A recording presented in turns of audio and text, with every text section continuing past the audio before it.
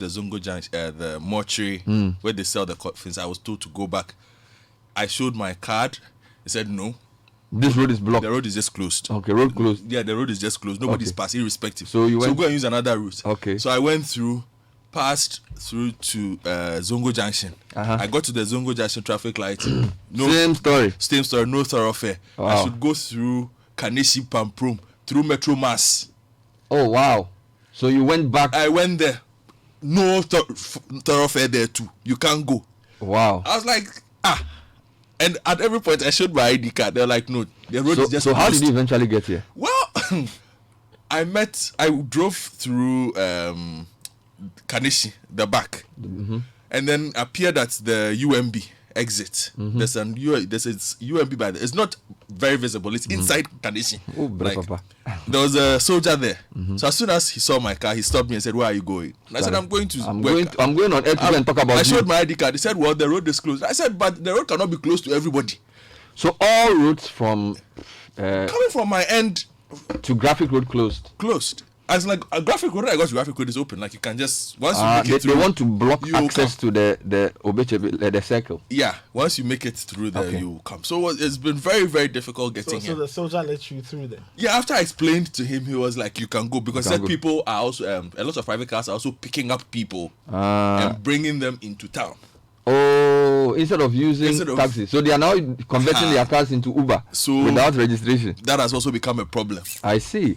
Let's go through the headlines, gentlemen. Welcome anyway. Front page says lockdown makes impact. Yes, it has impacted my life. Oh, come on. No, I'm not saying positive. I'm not saying negatively. I said it has impacted my life. I hear you. Right. Absorption of power tariff to cost 1 billion Ghana cedis, says the health minister. Tax reliefs for health workers implemented. Take COVID-19 directives seriously, says doctors. Did you say the health minister said power tariffs will cost 1 billion? Or is it a power energy minister? Yes. Energy minister. All right. It's part of the impact. Go through other headlines. Okay, let me give you the weekend crusading guide. Survivor tells his story, says the disease is real and deadly. And this is Mr. Fred Dra, who we heard on Citi TV and 97.3 Citi FM as well. 2,000 youth to be trained as volunteers in the fight against COVID-19. Rich Hospital receives first made in Ghana PPEs from Family Health. Your hard work is crucial. VP Baumia to staff of COVID-19 call center. The Ghanaian Times says COVID-19 electricity relief. Government to spend 1 billion cedis. Kojo, so you heard it, 1 billion cedis to support 4.8 million customers in 3 months. Tema General Hospital shuts down pediatric ward over COVID-19. Accountant General begins deductions of President's salary others for COVID-19 fight.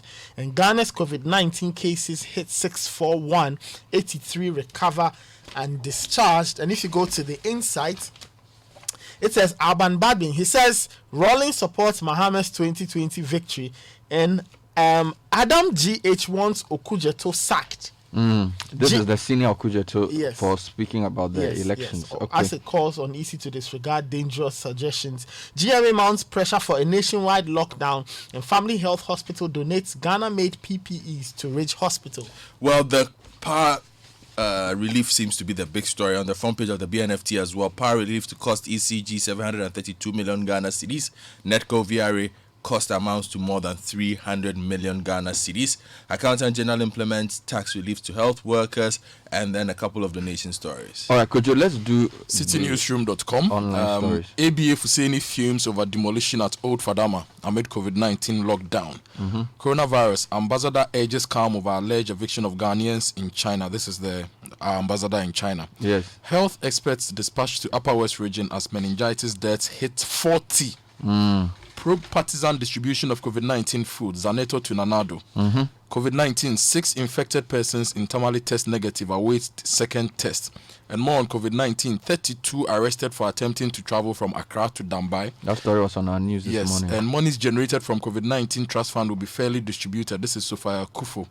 Now, in the Upper West region, Nigerian man who tested positive for COVID-19 escapes, and Accountant General effects tax relief allowances for health workers. Okay. Now, there's another story on LPG. New levy on LPG withdrawn. This is the energy minister. Now, if you go to citybusinessnews.com. We have more stories. Illegal LPG levy still charged despite the supposed withdrawal. COPEC speaking about the energy minister's statement of the withdrawal.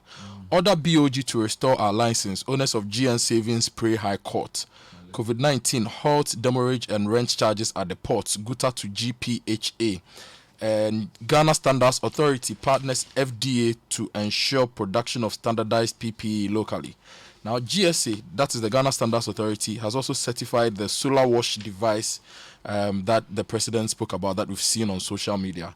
And they are saying this certification is in record time to allow commercial production. Okay. Now, if you go to the Ghana News Agency website, they also have a lot of stories.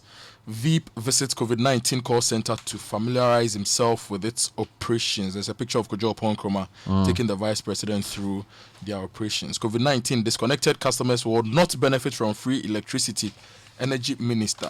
COVID-19 is real, so be cautious. Survivor cautions citizens. Government to absorb 1 billion cedis in electricity tariff reliefs. Amewu.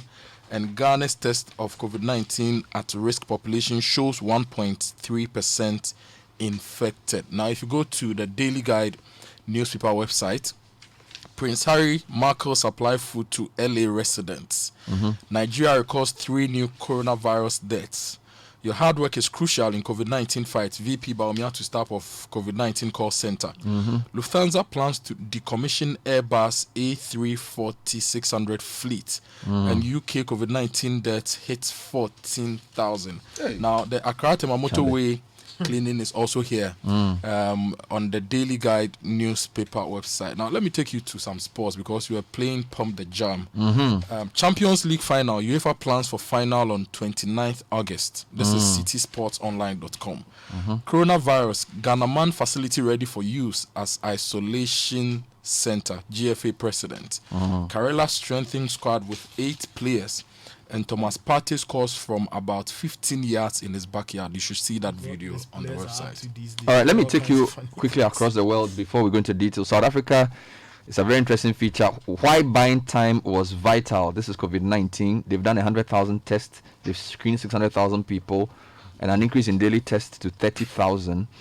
Meanwhile, there's also a spiral in COVID-19 at a place called the Eastern Cape in South Africa, and then they are saying that their police abuses reveal systemic flaws in their country.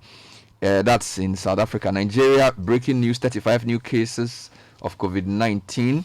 The figure is now 442, discharge 152, deaths 13. Kenya, the figure 234, millions face hunger as African cities impose lockdowns. World Food Programme says at least 20% of Africa's 1.2 billion people are already undernourished. Meanwhile, Rwanda's cases also rise to 136 as 54 recover. Let me take you to the BBC. China outbreak city raises virus death toll by 50%. So Wuhan is now saying that the increase in deaths has gone up by half, but they are denying there was a cover-up. Okay, so that's one from the BBC. Then let me take you to China itself, Hong Kong. South China Morning Post. Coronavirus outbreak may have started in September, according to some British scientists. There's a story that came out yesterday. COVID-19 twice as contagious as previously thought, a study finds. And China's economy shrunk for the first time since 1976 in its first quarter. So those are some of the stories. 2 quick final websites in Ghana. Star FM. There's a lead story here. I have unimpeachable evidence to back COVID-19 food claims. This is Zaneto. This story is not going away anytime soon. And then the Ghana Report has a special report on the weddings wrecked by coronavirus. An interesting read as well. Yes. So let's start with and Bernard, there's one more story or post that we've not referred to this morning. The Kenoforiata write-up. Yes. That's on African finance minister do now. Brilliant.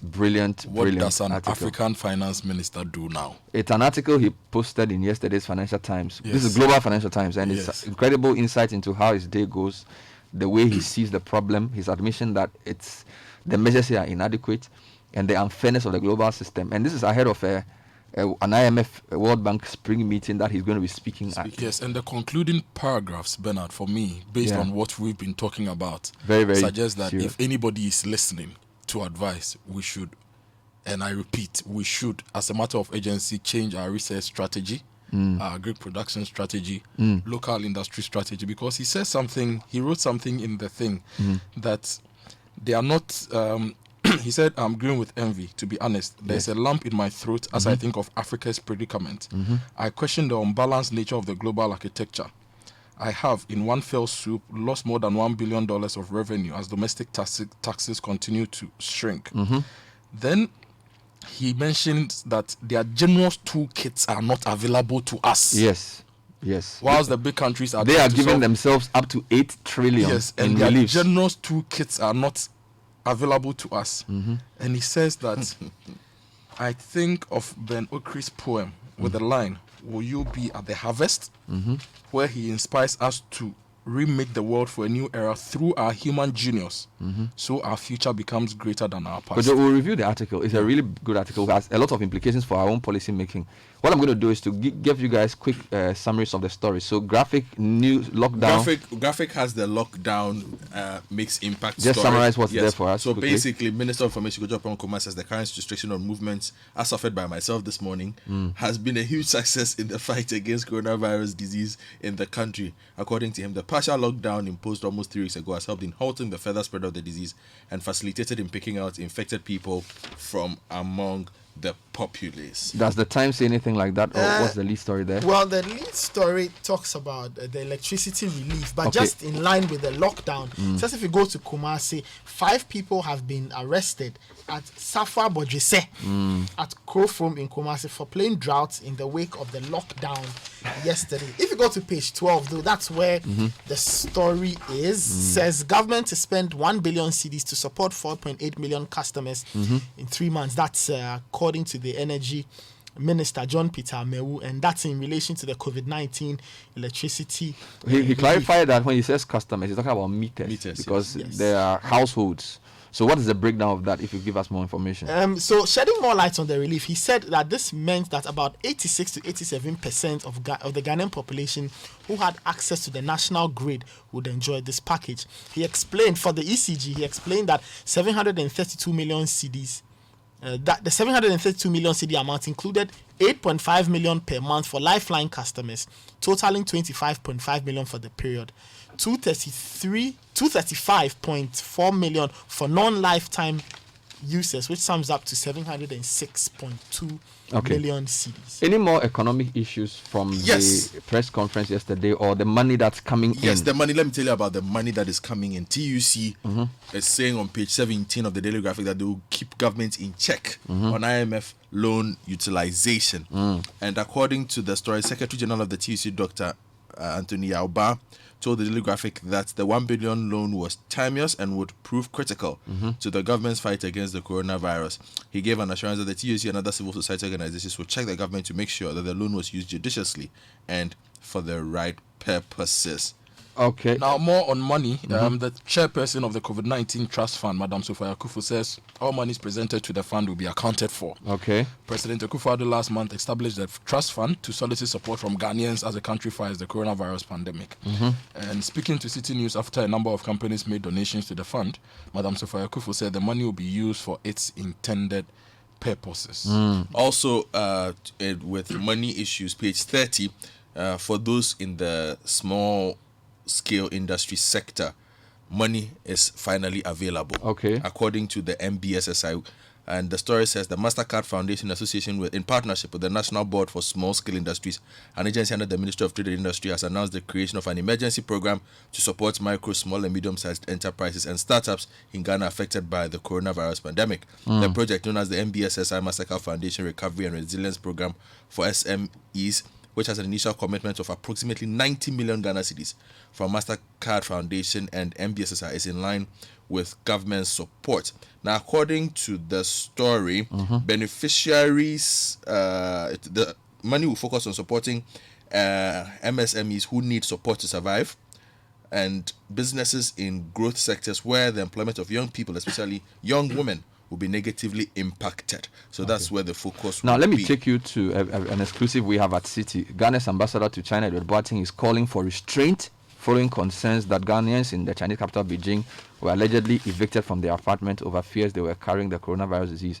He says there have been enough engagement between officials of the two countries to find a lasting solution to the unfortunate development. Now, the background is that some Ghanaians in China called on Ghanaian authorities to facilitate the evacuation after they were evicted from their homes for supposed mass testing of Africans for COVID-19. Now, Ambassador Boateng told Umar Sanda Amado on Eyewitness News that measures are being put in place to address the issue. He says it was the landlords who were leading the evictions, not the authorities. And according to him, the landlords feared that if the authorities got to know that they had rented to people without legal status, they might be in trouble.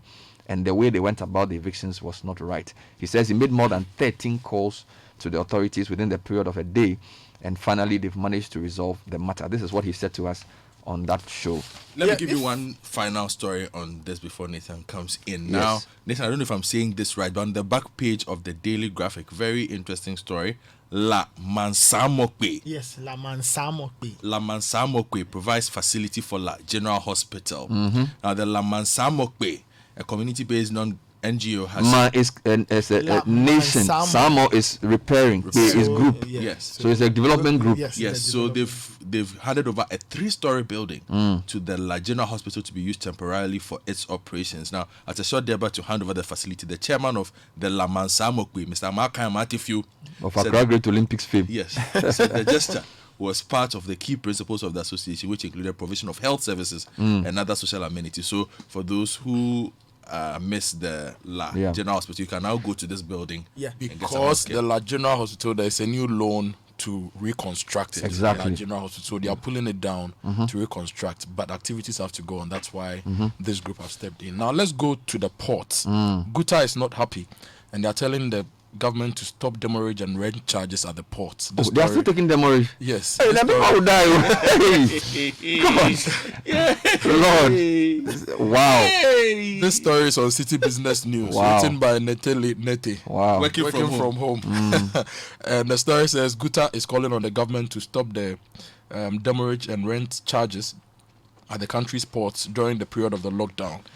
According to Guta, attempts to get the authorities of the ports and harbors, the Ghana Ports and Harbors Authority, as well as owners of shipping lines through the Ministry of Trade and Industry and the Shippers Authority to waive the charges have proven futile. In a statement issued and signed by the president of Guta, Joseph Obeng, stated that it is quite unfortunate that persistent calls through the Ministry of Trade, Shippers Authority and GPHA to waive the demurrage and rent charges at this very crucial time in the life of the country is not working. And they explained that most of their members are in lockdown areas and they cannot move, they cannot do business, so they cannot clear the goods. So we should... Talking about clearing, Ghana is clearing about 12,000 backlog of COVID-19 samples. This story is on Citi Newsroom, My Joy Online and Star FM. It says Ghana's labs have been tasked to work around the clock to process a backlog of over 12,000 samples collected for testing. Information Minister, in a tweet on Thursday evening, said the processing will be in addition to the 51,000 samples already tested as of Wednesday. So that will be...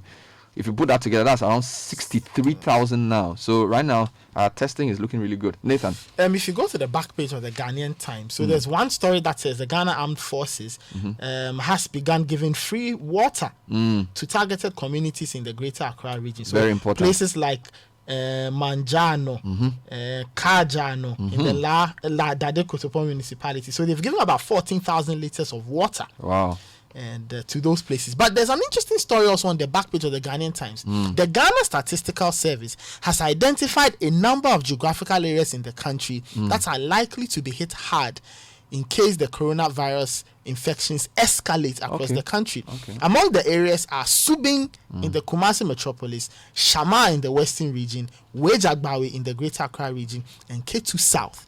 This is because they have a large proportion of older people who are 60 plus, a risk factor for the COVID-19 infection. Now, the government statistician, Professor Samuel Kobna Enim, disclosed this to the Ghanaian Times in an interview and said the GSS had created a dashboard to inform policy towards containing the spread of the disease. You know, what the Ghana Health Service is not helping us is that the data on age distribution of the disease doesn't make sense. They've basically just told you the proportion of the various categories of ages that are male or female, right? So, for example, if you go to the graph, figure 1, percentage distribution of COVID-19 cases in Ghana by sex. Under 15, 50% male, 50% female. They don't tell you what proportion of the 641 are under 15. They just tell you the sex distribution of the under 15s. So if the under 15s are 2 people and one is a man, one is a woman, they will still say 50-50. Do you understand? That data doesn't make sense. What you need to tell us is, of the 641 cases, how many are under 15? How many are between 15 and 24? How many are between 24 and 34? You see, this is where we use data to intelligently educate. But if you just put the sex distribution of people without telling us the values, and then you go and let the youth authority come and tell us that they are training 2,000 young people to come and help with COVID-19 because a lot of young people are COVID-19. What's the sense in that? What's the point in telling us that you've invited national youth authority to come and train 2,000 people because a lot of the people who have COVID-19 are young? Meanwhile, you haven't even disaggregated the data. Who do you think you are fooling? You get me? So if we see, we are very smart and we can think. If you want us to understand what you are doing and help you, give us proper information.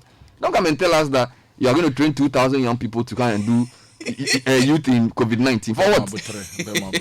No, this is not right. Anyway, that's my personal. Let me take you to the Upper West region. A very important. No, but on a more serious note, I'm saying you can corroborate what I'm saying, that the data on the Ghana Health Service website, that's not how you use data. If you want to, it's a very important statistic. The age profile of patients. So if you put on a graph and you just tell us the percentage distribution of each age group, but you don't tell us what particular age group is suffering the disease the most. Ghana Statistical Service is now telling us that these 4 places, because they have a lot of old people. What proportion of the people with the disease are old? We don't know. And it's been over a month since this figure started coming in. Are you telling me you can't put this information out? Taliban, speaking of the youth in COVID-19, the story is on page 3 of the Wicked Christopher Guide. Calm down. They said they are providing over 500 megaphones with recorded messages that will be approved by the Ministry of Information, will be given to some of the youth to educate Ghanaians, not only in the cities but also in the, well, maybe the NCC needs help. Also, the youth with health background will provide the needed support to frontline workers. This is the thing you do. You have an NCC with 2 pickups. Then you go and call youth authority that you are going to do youth in COVID. You give them these. They are the ones who need these. This is not how you see. This is the way we do things. You have institutions you are supposed to support. You won't support them. Every problem you go and create some new something that you are going to do. You for what? For what? We want the youth to stay home. Charlie, let's be serious with this issue. You should be here. Kojo, let me give you the final story. Yeah. Something is going on in the Upper West region. And we are now told that health experts have been dispatched to Upper West region as meningitis deaths hit 40. Now that story is on citinewsroom.com. It says the Ghana Health Service has dispatched a team of experts to the Upper West region to fight the increasing number of cerebrospinal meningitis cases in the area. This follows a rise in the number of CSM cases from 214 to 258. And the number of deaths has also increased from 37 to 40. Upper West Regional Minister Dr. Hafiz bin Sali, who disclosed this in an interview with Citi News, said one of the experts arrived from Accra today, Thursday, while others are expected in the region on Friday. Now, yesterday I read up on CSM, on some research done by University of Cape Coast. And the little understanding I got from that, the transmission and the way it works, it's similar somehow to coronavirus, right? And it's killed 40 people in the Upper West region.